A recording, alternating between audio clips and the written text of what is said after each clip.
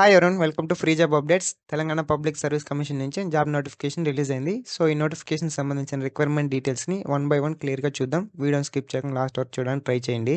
So ఈ నోటిఫికేషన్లో Telangana school education నుంచి డిప్యూటీ ఎడ్యుకేషనల్ ఆఫీసర్ పోస్ట్కి అయితే హైరింగ్ చేస్తున్నారు.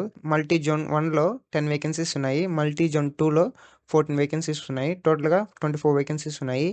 ఏజ్ లిమిట్ చూసుకుంటే 1 జూలై 2026కి 18 ఇయర్స్ నుంచి 44 ఇయర్స్ లోపు ఉండాలి. శాలరీ చూసుకుంటే 58,850 రూపీస్ నుంచి 1,37,050 రూపీస్ వరకు అయితే ప్రొవైడ్ చేయడం జరుగుతుంది. యాక్చువల్గా అప్పర్ ఏజ్ లిమిట్ చూసుకుంటే 34 ఇయర్స్ ఉండేది. యాజ్ పర్ న్యూ జియో ప్రకారము 44 ఇయర్స్ వరకే చేశారు. ఎడ్యుకేషన్ క్వాలిఫికేషన్ చూసుకుంటే 5th జూన్ 2026కి బ్యాచిలర్ డిగ్రీ కంప్లీట్ చేసి ఉండాలి అండ్ పీజీ కంప్లీట్ చేసి ఉండాలి. అది కూడా 55% అబవ్ వచ్చి ఉండాలి. ఎస్సీ, ఎస్టీ, బీసీ, పీడబ్ల్యూబీడీ క్యాండిడేట్స్కి 50% వచ్చినా కూడా ఎలిజిబుల్ అవుతారు. క్యాండిడేట్స్ ఎవరైనా SC, ST, BC, EWS, PWBD క్యాండిడేట్కి చెందినట్లయితే వీళ్ళలో మెరిట్ ర్యాంక్ వచ్చిన వాళ్ళకి ఓపెన్ కేటగిరీలో పోస్టింగ్ ఇవ్వడం జరుగుతుంది. అలాగే అదర్ స్టేట్ క్యాండిడేట్స్ ఎవరైనా అప్లై చేసుకుంటే వాళ్ళకి ఎటువంటి రిజర్వేషన్ అనేది ప్రొవైడ్ చేయరు. కాకపోతే వాళ్ళు ఓపెన్ కేటగిరీకి అయితే అప్లై చేసుకోవచ్చు. సో ఇందాక మనం మల్టీ జోన్ 1, మల్టీ జోన్ 2 చూసుకున్నాం కదా. ఈ మల్టీ జోన్ 1లో ఎన్ని డిస్ట్రిక్ట్స్ వస్తాయో చూద్దాం.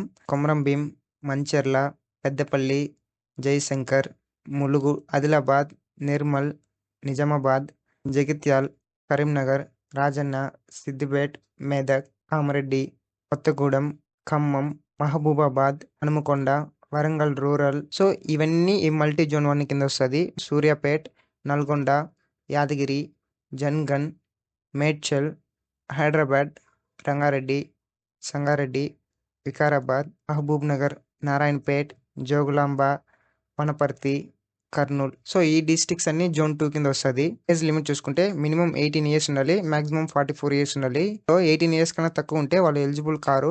అలాగే ఏజ్ రిలాక్సేషన్స్ తో పాటు 61 ఇయర్స్ క్రాస్ అయితే వాళ్ళు కూడా ఎలిజిబుల్ లేరు. రిలాక్సేషన్ చూసుకుంటే ఎస్సీ, ఎస్టీ, బీసీ, ఈడబ్ల్యూఎస్ క్యాండిడేట్స్కి 5 ఇయర్స్ వరకు అయితే యాడ్ చేయడం జరిగింది. తర్వాత పీడబ్ల్యూబీడీ క్యాండిడేట్స్కి 10 ఇయర్స్ వరకు యాడ్ చేయడం జరిగింది. తర్వాత తెలంగాణ స్టేట్ గవర్నమెంట్ ఎంప్లాయీస్కి 5 ఇయర్స్ వరకు యాడ్ చేయడం జరుగుతుంది. అలాగే లెంత్ ఆఫ్ సర్వీస్ని కూడా యాడ్ చేయడం జరుగుతుంది. తర్వాత ఎక్స్ సర్వీస్ మెన్స్కి 3 ఇయర్స్ వరకు యాడ్ చేయడం జరుగుతుంది. లెంత్ ఆఫ్ సర్వీస్ని కూడా యాడ్ చేయడం జరుగుతుంది. తర్వాత ఎన్సీసీ వాళ్ళకి ఇన్స్ట్రక్టర్గా ఎవరు వర్క్ చేసింటారో వాళ్ళకు కూడా 3 ఇయర్స్ వరకు యాడ్ చేయడం జరుగుతుంది. ప్లస్ లెంత్ ఆఫ్ సర్వీస్ని కూడా యాడ్ చేయడం జరుగుతుంది. అప్లికేషన్ ఫీజు చూసుకుంటే ఓసీ, బీసీ క్యాండిడేట్స్కి 1000 రూపీస్ పే చేయాలి. SC, ST, PWBD candidates 500 rupees pay చేయాలి. ఇందులో ఎగ్జామ్ ఫీజు కూడా పే చేయాల్సి వస్తుంది, 120 రూపీస్. అది కూడా only central, state, PSU, corporations, other government sector employees మాత్రమే పే చేయాలి. ఎవరైతే అన్ఎంప్లాయ్మెంట్ క్యాండిడేట్స్ ఉన్నారో వాళ్ళు పే చేయాల్సిన అవసరం లేదు. పేమెంట్ మోడ్ చూసుకుంటే ఆన్లైన్లో మాత్రమే పే చేయాల్సి ఉంటుంది. ఎగ్జామినేషన్ సెంటర్స్ చూసుకుంటే హైదరాబాద్, కరీంనగర్, ఖమ్మం, వరంగల్, నిజామాబాద్ ఈ ప్లేసెస్లో మాత్రమే కండక్ట్ చేయడం జరుగుతుంది. మెమోరాండం ఆఫ్ మార్క్స్ చూసుకుంటే పబ్లిక్ రిజల్ట్స్ వచ్చిన తర్వాత 30 డేస్ వరకు ఆన్లైన్లో 200 రూపీస్ పే చేసి మెమోరాండం మార్క్స్ని పొందొచ్చు. ఇందులో ఎవరైనా రిజెక్ట్, ఇన్వాలిడ్, డిస్క్వాలిఫై అయిన క్యాండిడేట్స్ ఎవరైనా ఉంటే వాళ్ళకి మెమోరాండం మార్క్స్ అనేది రాదు. స్కీమ్ ఆఫ్ ఎగ్జామినేషన్ చూసుకుంటే పేపర్ 1, పేపర్ 2 కండక్ట్ చేయడం జరుగుతుంది. పేపర్ 1లో general studies, general abilities topic నుంచి 150 క్వశ్చన్స్ ఉంటుంది. 150 మార్క్స్కి, డ్యూరేషన్ 150 మినిట్స్ ఉంటుంది. పేపర్ 2లో పార్ట్ ఏ, పార్ట్ బి ఉంటుంది. Basic foundation of education topic నుంచి 75 క్వశ్చన్స్ ఉంటుంది, 150 మార్క్స్కి. తర్వాత part below education, leadership, administration and management topic నుంచి 75 క్వశ్చన్స్ ఉంటుంది, 150 మార్క్స్కి. టోటల్ డ్యూరేషన్ వచ్చి 150 మినిట్స్ ఉంటుంది. టోటల్గా మనకి 300 క్వశ్చన్స్ ఉంటుంది, 450 మార్క్స్కి. లాంగ్వేజ్ చూసుకుంటే ఇంగ్లీష్, తెలుగులో ఉంటుంది.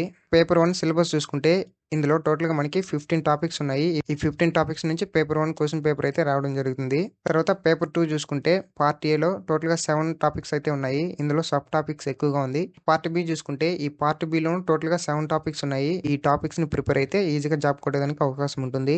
లిస్ట్ ఆఫ్ షెడ్యూల్ క్యాస్ట్ చూసుకున్నట్లయితే ఎస్సీ వాళ్ళకి గ్రూప్ 1, గ్రూప్ 2, గ్రూప్ 3 డివైడ్ చేయడం జరిగింది. ఇందులో ఇన్ కేస్ ఎవరికైనా క్యాండిడేట్స్కి మీరు ఇందులో ఏ గ్రూప్ కింద వస్తారో తెలియనప్పుడు ఇక్కడైతే క్లియర్గా మెన్షన్ చేయడం జరిగింది. గ్రూప్ 1లో టోటల్గా 15 కేటగిరీస్ ఉన్నాయి. గ్రూప్ 2లో టోటల్గా 18 కేటగిరీస్ ఉన్నాయి. 3 చూసుకున్నట్లయితే 13 కేటగిరీస్ ఉన్నాయి. ఇందులో మీరు ఏ కేటగిరీ కింద వస్తారో అప్లై చేసుకునేటప్పుడు మీరు మీ యొక్క ఎస్సీ గ్రూప్ 1, గ్రూప్ 2 గ్రూప్ 3 అనేది సెలెక్ట్ చేసుకోవాల్సి ఉంటుంది. తర్వాత మీకు స్పోర్ట్స్ సర్టిఫికేట్ ఉంటే 2% రిజర్వేషన్ అనేది ప్రొవైడ్ చేయడం జరుగుతుంది. ఇందులో ఫుట్‌బాల్, హాకీ, వాలీబాల్, హ్యాండ్‌బాల్ ఇంకా మనకి టోటల్‌గా మల్టిపుల్ గేమ్స్ అయితే ఉన్నాయి. టోటల్‌గా చూసుకుంటే 29 గేమ్స్ ఉన్నాయి. ఈ 29 గేమ్స్‌లోనూ మీకు సర్టిఫికేట్ ఉన్నట్లయితే మీకు 2% రిజర్వేషన్ అనేది ప్రొవైడ్ చేయడం జరుగుతుంది. తర్వాత ఆన్‌లైన్ పేమెంట్ చూసుకున్నట్లయితే టోటల్‌గా మనకి 64 బ్యాంక్స్ అయితే ఉంది. ఈ 64 బ్యాంక్స్ నుంచే మనం పేమెంట్ చేయాల్సి ఉంటుంది. మీరు ఓటీఆర్ రిజిస్ట్రేషన్ అయ్యేటప్పుడు మీరు ఈ డాక్యుమెంట్స్‌ని అప్‌లోడ్ చేయాల్సి ఉంటుంది. కమ్యూనిటీ సర్టిఫికేట్ కానీ, disability certificate, ex servicemen certificate, NCC certificate, employee service certificate, sports certificate, non creamy layer certificate submit చేయాల్సి ఉంటుంది. తర్వాత SSC certificate, intermediate certificate, graduation certificate, తర్వాత మీ యొక్క ఫోటోగ్రాఫ్, సిగ్నేచరు సో, ఇవి సబ్మిట్ చేయాల్సి ఉంటుంది. తర్వాత online application opening date, closing date చూసుకుంటే 12థ్ జూన్ 2026 నుంచి 19థ్ జూలై 2026 5 పీఎం వరకైతే అప్లై చేసుకోవచ్చు. హాల్ టికెట్ డౌన్‌లోడ్ చూసుకున్నట్లయితే సో, ఎగ్జామ్ డేట్ నుంచి ముందు 7 డేస్ నుంచయితే మనం డౌన్‌లోడ్ చేసుకోవచ్చు. తర్వాత ఎగ్జామినేషన్ చూసుకున్నట్లయితే అక్టోబర్‌లో కండక్ట్ చేయడం జరుగుతుంది.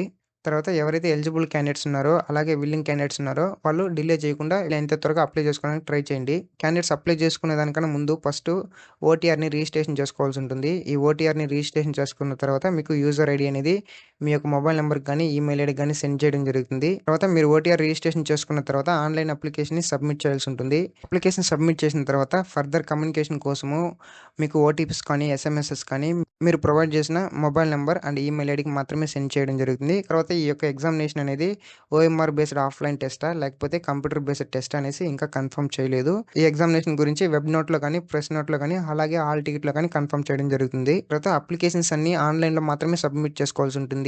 ఎనీ అదర్ మోడ్ లైక్ పోస్ట్‌లో సెండ్ చేయడము ఇలాంటివి చేస్తే అప్లికేషన్‌ని కన్సిడర్ చేయరు.